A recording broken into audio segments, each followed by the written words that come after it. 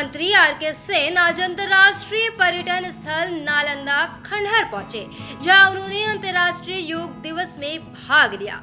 इस दौरान केंद्रीय ऊर्जा मंत्री आर.के. सिंह के साथ सैकड़ों प्रतिभागियों ने भी भाग लिया।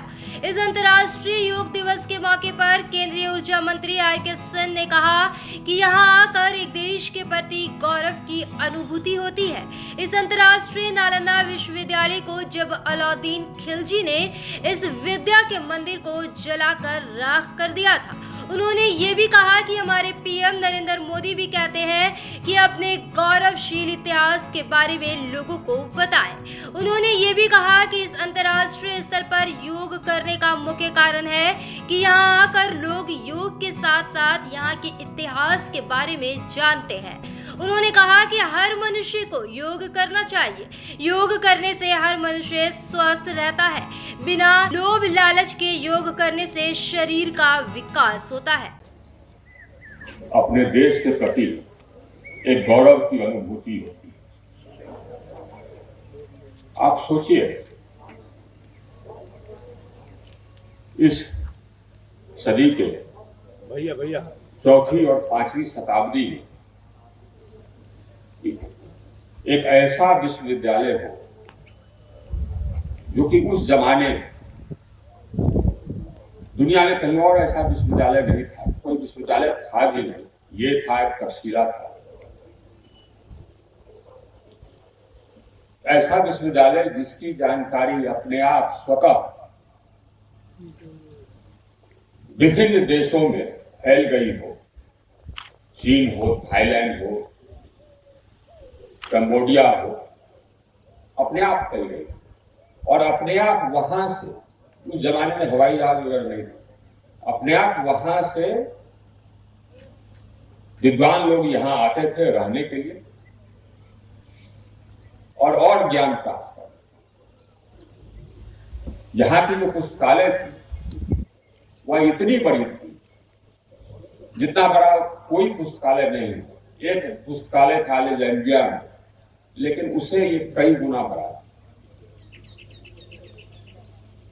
जब अलाउद्दीन खिलजी ने यहां आकर के तहस नहस किया विद्या के मंदिर को और पुस्तकालय में आग लगाया, तो ये वर्णन है कि वह आग 14 इतना उसमें इतनी पुस्तकें थी, इतनी ग्रंथें थी कि 14-15 दिन तक वो आग जलते ही रहा। और कितने धरोहर नष्ट हो गए, ये भी सोचने की बात। जो धरोहर अगर रहता तो हम लोग को उसका लाभ मिलता। इसको कभी भूलना नहीं चाहिए, क्योंकि यह प्रेरणा देता है कि हम इस तरफ थे। हमारा देश ऐसे महान विद्वानों का देश है कि लोग आकर के यहाँ पठन पाठन करते थे। हम उस तरफ फिर बन सकते थे। फिर हमारे यहाँ ऐसी संस्थाएं हो सकती है जहां की दुनिया से विद्वान आकर के शिक्षा ग्रहण कर सकते हैं, चिंतन मनन कर सकते हैं, पढ़ाई कर सकते हैं, शोध कर सकते हैं। हमें अपना लक्ष्य यही बनाना चाहिए कि हम पुनः उसी गौरव को प्राप्त। और हम लोग का यह भी कर्तव्य है, जो प्रधानमंत्री जी निभा रहे हैं, कि अपने इस अतीत के बारे में, अपने इस गौरवशाली इतिहास के बारे में दुनिया को बता दें। पूर्ववर्ती सदियों में इतिहास लिखने वाले भारतीय नहीं होते। इतिहास लिखने वाले, शोध करने वाले विदेशी होते। ये तो हमें मानना चाहिए कि उन्होंने शोध किया। हम लोगों को भी चाहिए कि हम लोग भी इसी प्रकार की प्रेरणा ले और शोध करें। लेकिन इतिहास जो वर्णन होना चाहिए था इतना डिटेल्ड भारत की उपलब्धियों के बारे में, वो शायद नहीं होता। इस कमी को भी पूरा करने की आवश्यकता है। और मैं भारत के इतिहासकारों से मैं यही निवेदन करना चाहूंगा कि आप भारत के इतिहास के बारे में सही परिप्रेक्ष्य में लोगों को, दुनिया को बताएं यह देश क्या है। यह देश एक ऐसा देश, यह एक ऐसी राजधानी नालंदा, राजगीर,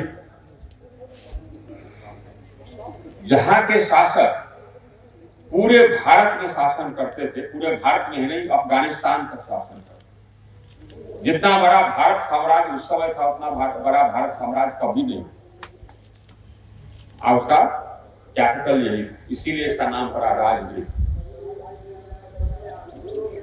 मौर्य डायनेस्टी, गुप्ता डायनेस्टी हजारों साल रहे, लेकिन आप लोग सभी बचपन में इतिहास पढ़े, बहुत सारे लोग तो कॉलेज में भी इतिहास पढ़े, जितना जगह उनको इतिहास में मिलना चाहिए था उतना जगह नहीं मिला।